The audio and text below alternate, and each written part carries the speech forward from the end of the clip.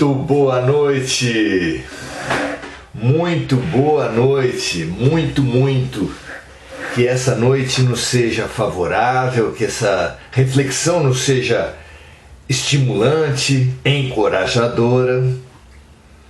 Lucidez e coragem são as duas grandes ferramentas para o nosso bem viver, que a gente consiga se dar mutuamente essas ferramentas, porque a amizade é a grande doador de lucidez, coragem, para todos nós, entre todos nós. Tudo bem com vocês? Como é que encaram esse final de dia, essa preparação para o dia seguinte? Nada melhor para viver um bom dia do que viver uma boa noite. Nos recompormos em nosso corpo, nos realizarmos outros trabalhos, movimentarmos nossos talentos durante o sono, já que muito trabalho podemos realizar, muito serviço podemos prestar durante o sono, nas chamadas viagens astrais, viagens espirituais, desdobramentos. São muitos os nomes que as diferentes doutrinas dão para um mesmo fenômeno, para um mesmo dom de alma que é o desdobramento, a viagem astral, a possibilidade de, separando-nos parcialmente do nosso corpo durante o sono, direcionarmos-nos a paragens, realizarmos trabalhos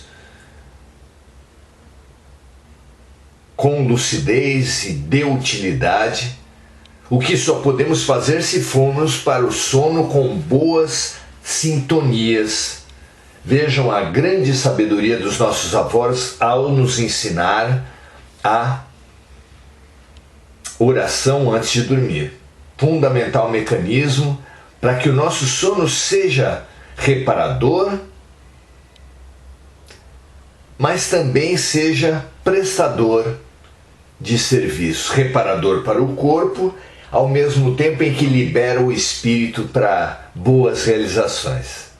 Que seja assim para todos nós e que essa nossa oração-ação, ao nos reunir na sagrada hora do Ângelus, às 18 horas de todos os dias, quando fabulosas correntes se unem na emissão de luz, na prestação de serviços, que esse nosso rito nos favoreça em todos os aspectos. Hoje, viemos pensar sobre dois grandes equívocos que nós cometemos nas nossas vidas. Nós temos humanizado a Deus e nós temos divinizado os homens, destinando a crítica, a dúvida às coisas que são de Deus e ao mesmo tempo a idolatria, a idealização às coisas que são dos homens. Dois erros fundamentais que merecem muito a nossa atenção. Na própria religião, no transcurso, na prática religiosa, nós costumamos realizar esses dois equívocos. Idolatramos, santificamos, divinizamos homens, a ponto de proclamar infalibilidade de meros sacerdotes, representação de Deus para seres humanos tão falhos quanto nós mesmos. Mas também no esporte, nas artes, idolatramos seres humanos, que é nada mais, nada menos do que absolutizar criaturas que são tão relativas. Isso tem feito muito mal para os fãs, para os seguidores, para os fiéis, que com isso diminuem a si mesmos, amesquinham a si mesmos e exaltam de uma maneira absurda, conferem poderes tremendos a seres humanos, o que possibilita o estelionato espiritual, que angaria votos nas eleições, que angaria contribuições financeiras, que angaria poderes para seres humanos que jamais deveriam estar sendo conferidos a pessoas tão falhas quanto nós. Então, temos idolatrado seres humanos de uma maneira que nos leva a quedas inevitáveis assim que esses seres se mostram falhos, se mostram incapazes, impotentes, equivocados. Caímos fragorosamente junto com os artistas que vão para clínicas de recuperação de drogas, caímos fragorosamente com políticos quando eles revelam as suas corrupções, as suas intolerâncias, a sua desatenção, a sua insensibilidade. Caímos fragorosamente com os nossos ídolos esportivos, assim que eles se mostram maus pais, más mães, e assim por diante. E o segundo erro, que é tão importante quanto o primeiro e que complementam-se mutuamente, é humanizar a Deus. O Antigo Testamento é pródigo nessa prática de humanizar a Deus, inventando um Deus da ira, um Deus que distribui graças e desgraças sem o menor critério, sem a menor justiça, como fazem, claro, os reis humanos, as autoridades humanas.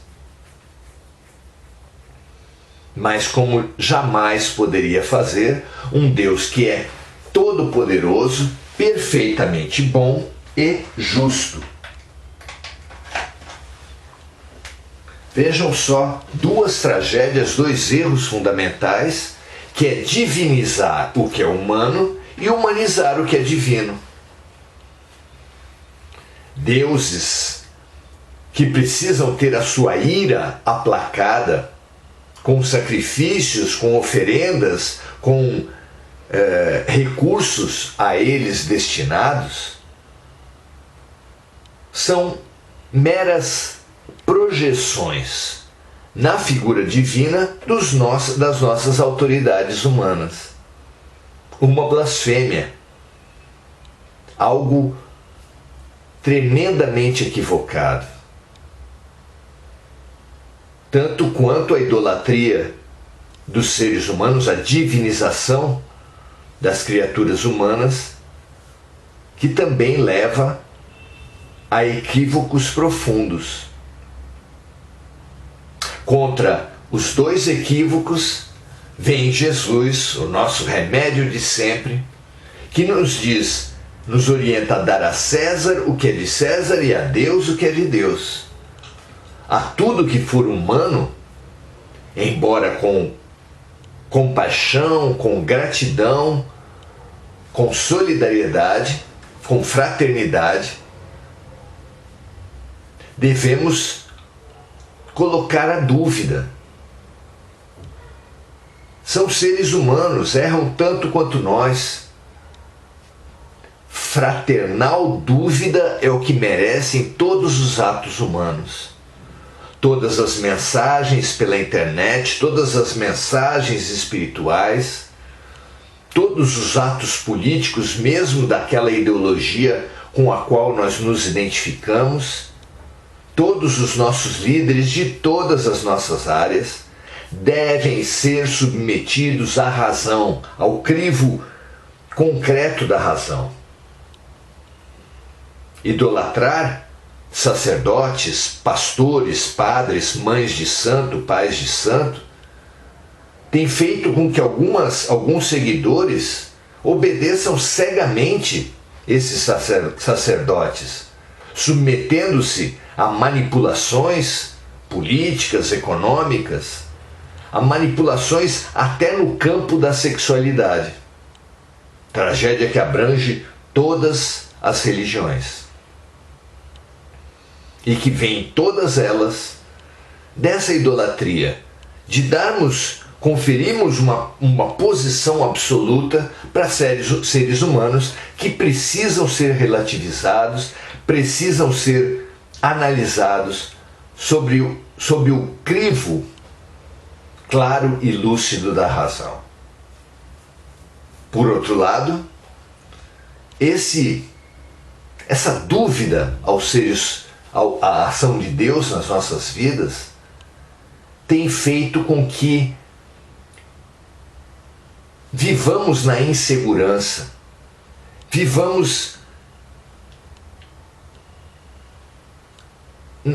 sob uma ameaça constante, pensando nas injustiças, na maldade, no salve-se quem puder. Porque assim como um ser humano que não acredita nas próprias leis humanas compra armas, atua violentamente em garantia dos seus direitos, porque se não existe uma lei, se não acredita-se numa lei, na polícia, no sistema judiciário, salve-se quem puder, cada um no seu quadrado, cada um sendo o seu próprio promotor, o seu próprio juiz, o seu próprio carcereiro, o seu próprio carrasco. Não é assim? Essa vida de salve-se quem puder, de desespero, de violência, é o que resulta de duvidarmos das coisas que são de Deus. Lembremos disso sempre. A César o que é de César, o crivo constante da razão, da dúvida, a análise lúcida sempre. Mas as coisas que são de Deus, a certeza de que em tudo e por tudo Deus nos coloca um aprendizado e um remédio, e que devemos buscar sempre, com toda a nossa energia, lucidez e coragem, esses remédios e essas lições, constituem a postura completamente oposta que a gente tem tido até agora, e uma postura da qual podemos realmente encontrar um equilíbrio, encontrar a justa medida do viver. Vejam, meus amigos, se vocês não sentem assim. Corrijamo-nos com relação a esses dois erros fundamentais, dando aos seres humanos a dúvida, a análise constante que merecem todas as ações humanas, mas dando a Deus a confiança, a certeza, a segurança de uma relação visceral, essencial, de fé.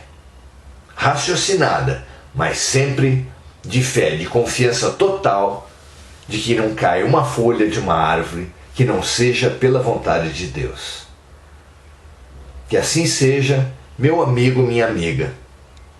Aprendamos e disseminemos essas duas posturas, para que nos libertemos da escravidão da idolatria, que faz seres fãs se drogarem, se suicidarem quando seus ídolos buscam a morte, que faz fiéis entregarem na mão de seus sacerdotes a direção da sua vida econômica, política,